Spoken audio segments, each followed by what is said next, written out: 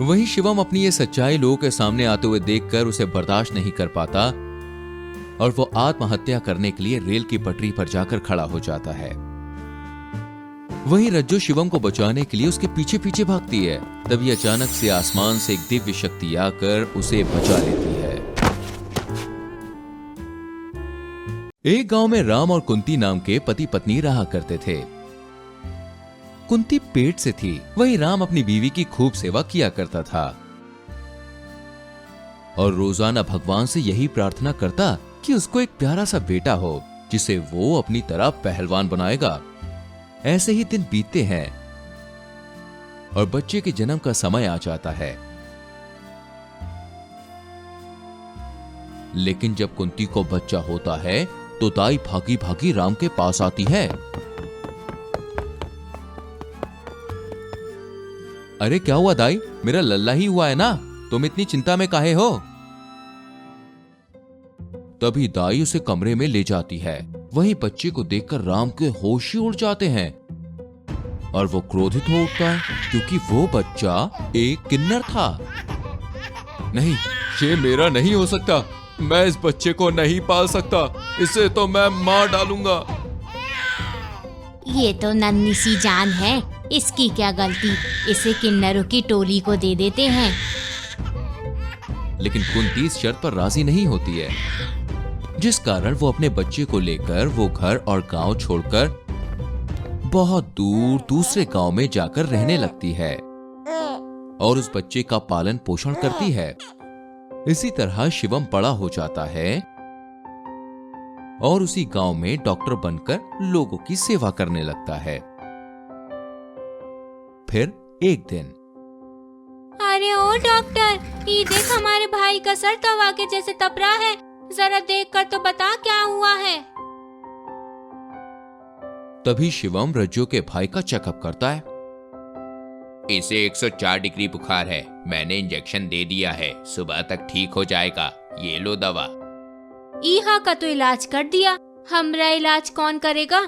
बहुत बुरी बीमारी लगी है डॉक्टर, हर जगह बस तुम ही दिखाई देते हो। अरे ये क्या बदतमीजी है रज्जो, कितनी दफा कहा है ऐसे ना बात किया करो, मुझसे दूर रहा करो। हाँ, तुमसे ऐसे बात न करें तो किससे बात करें? अरे हम तो मन ही मन तुमको अपना स्वामी समझ बैठे हैं। फिर रज्जो वहां से चली जाती है। वहीं पास ही खड़े रज्जो के पिता ये सब देख लेते हैं। देख लिया रघु मसाला मारकर, मैं तो कहता हूँ लड़की जवान हो गई है, इससे पहले कि कोई अनहोनी हो जाए ब्याह करके हटाओ इसे मसाला मार के। वहीं रघु को भी श्यामलाल की बात जम जाती है और वो रज्जो की शादी का फैसला कर लेते हैं। लेकिन जिस दिन उसकी शादी होती है उस दिन लड़के वाले शादी तोड़कर वहां से चले जाते हैं। ये सब ऐसे क्यों चले गए? मेरी बेटी से अब कौन शादी करेगा? अरे ये सब तो इस डॉक्टर की वजह से हुआ है, इसी की रासलीला की कहानी सुनकर तो ये शादी का सुहा हुआ है मसाला मारकर, अब तो इसी को कहो शादी करने को। ये बात सुनकर तो रज्जो की मानो मनोकामना ही पूरी हो गई। लेकिन शिवम इस शादी के लिए मना करता है, पर रघु ठहरे गांव के सरपंच, जिस कारण वो बंदूक की नोक पर शिवम और रज्जो की शादी करवा देते हैं और शिवम बेचारा कुछ भी कर नहीं पाता।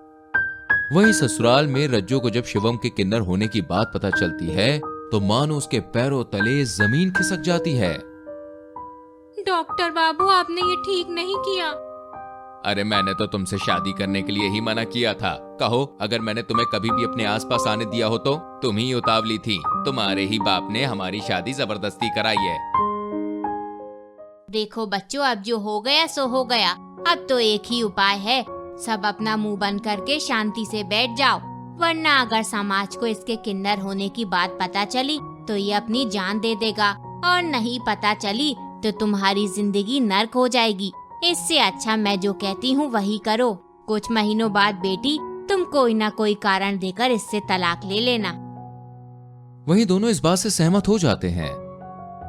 लेकिन श्यामलाल काका को कहाँ चैन पड़ता था मसाला मार के, वो कुंती के घर की खिड़की से कान लगाकर सब कुछ सुन लेते हैं और फिर पूरे गांव को ये बात बता देते हैं। वहीं किन्नरों की टोली को भी ये बात पता चल जाती है और वो शिवम को अपने साथ ले जाने के लिए वहां आ जाते हैं। वहीं पूरा गांव उस पे थू थू करने लगता है। अब आएगा मजा तमाशा देखने में, मसाला मार के।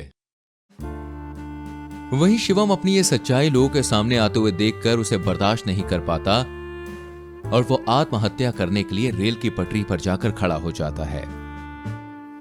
वहीं रज्जो शिवम को बचाने के लिए उसके पीछे पीछे भागती है। तभी अचानक से आसमान से एक दिव्य शक्ति आकर उसे बचा लेती है। पुत्र, समस्या से भागना समस्या का समाधान नहीं है। तुम्हें तो उससे लड़ना चाहिए। और पुत्र, तुम किन्नर नहीं हो, तुम तो पिछले जन्म में मेरे पुत्र थे।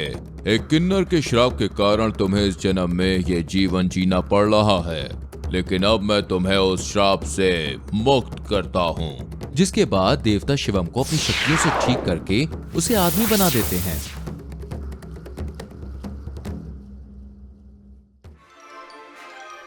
आपका बहुत बहुत शुक्रिया मेरी जिंदगी में खुशियां लाने के लिए। इसके बाद रज्जू और शिवम दोनों झुककर उन देवता को प्रणाम करते हैं और फिर दोनों पति पत्नी शारीरिक और मानसिक रूप से खुशहाल जीवन जीने लगते हैं। क्या ऐसे ही कार्टून्स आप भी बनाना चाहते हैं? तो आइए और सीखिए एनिमेटेड वीडियोस बनाने का तरीका।